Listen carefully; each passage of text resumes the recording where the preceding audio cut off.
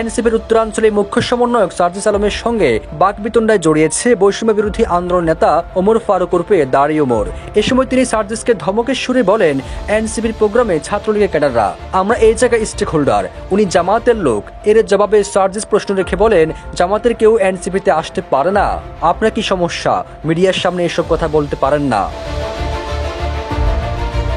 সামাজিক যোগাযোগ মাধ্যমে ছড়িয়ে পড়া একটি ভিডিওতে এমন ঘটনা দেখা যায়। পরে জানা যায় 27 অক্টোবর সন্ধ্যায় মানিকগঞ্জে এনসিপির সমন্বয় সভায় এই ঘটনা ঘটে।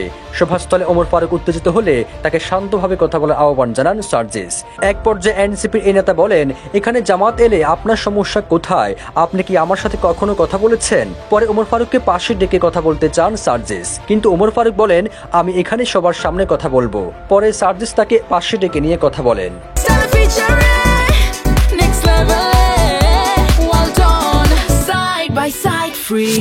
বাকবিতণ্ডা শেষে সার্জিস আলম প্রেস ব্রিফিংয়ে বলেন, এখন পর্যন্ত নির্বাচন কমিশন আমাদেরকে শাপলা না পাওয়ার কোনো আইনগত ভিত্তি দেখাতে পারেনি। তারা যদি মন মতো আচরণ করে এনসিপিকে শাপলা না দেয়, আমরা মনে করি নির্বাচন কমিশন আগামী বাংলাদেশে সুষ্ঠু সংসদ নির্বাচন উপহার দিতে পারবে না। জুলাই সনদে স্বাক্ষরের বিষয় তিনি বলেন, যেদিন জুলাই সনদে আইনগত ভিত্তি নিশ্চিত করা হবে এবং জুলাই সনদ বাস্তবায়নের প্রক্রিয়া নিশ্চিত করা হবে, সে সময় যে কোনো দিন আমরা জুলাই সনদে স্বাক্ষর করতে পারি।